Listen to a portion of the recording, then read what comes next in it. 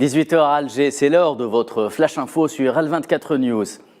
Au Mali, 3 soldats appartenant aux forces armées maliennes ont été tués et pas moins de 7 terroristes ont été neutralisés mardi après qu'une mission de la FAMA sur l'axe Tenenkou-Massina a engagé à plusieurs reprises de violents combats contre des groupes armés terroristes. L'armée malienne a annoncé avoir été victime de plusieurs incidents à l'engin explosif improvisé, d'abord entre Dia et Diafarabé, ensuite entre Koumara et Massina. Le bilan fait également état de 5 soldats blessés et 3 véhicules immobilisés.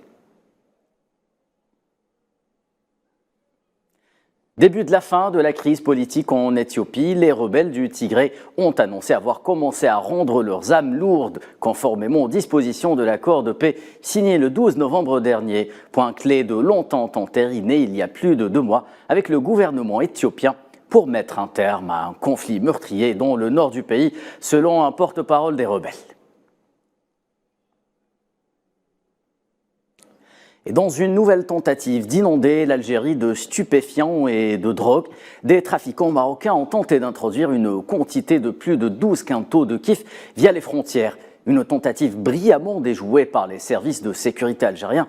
À noter que 124 narcotrafiquants ont été arrêtés dans des opérations menées du 1er au 10 janvier en cours par des détachements combinés de l'armée nationale populaire algérienne, selon un bilan opérationnel rendu public mercredi par le ministère algérien de la Défense.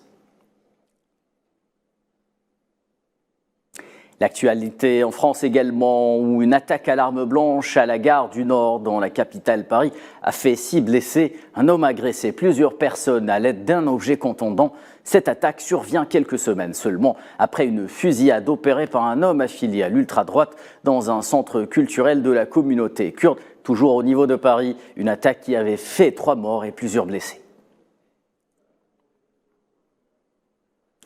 Panique à bord aux États-Unis, des avions cloués au sol et un secteur du transport aérien mis à genoux pendant 2 longues heures à cause d'une panne informatique. La Federal Aviation Administration a annoncé ce mercredi que son système NOTAM, indispensable à la circulation des avions, est tout simplement tombé en panne, une situation qui a provoqué l'arrêt de la navigation durant 2 heures avant de pouvoir reprendre de manière progressive. Selon la Maison-Blanche, il n'y aurait pour le moment aucun signe de cyberattaque. Au moins 3578 vols ont été retardés sur la côte est du pays.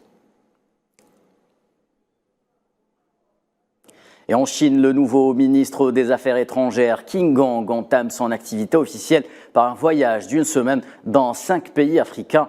Qin est actuellement en Éthiopie. Il se rendra ensuite au Gabon, en Angola, au Bénin et enfin en Égypte. Le nouveau chef de la diplomatie chinoise, comme ses prédécesseurs d'ailleurs depuis plus de 3 décennies, perpétue ainsi une tradition locale qui prévoit de commencer chaque année par un voyage en Afrique.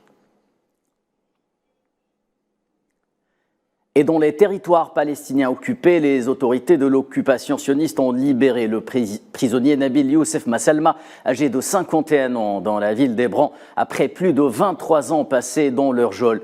Plus tôt dans la soirée d'hier, les forces d'occupation l'avaient de nouveau arrêté au moment où il avait été libéré de la prison du désert du Negev. Moyen-Orient toujours, le Liban tente tant bien que mal de se sortir des griffes de la crise économique qui s'ajoute au blocage politique et institutionnel.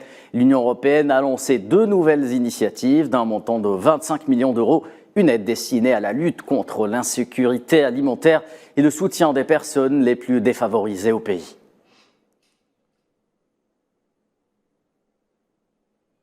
C'est la fin de ce flash, je vous donne rendez-vous dès 19 h pour une page complète de l'information sur L24 News.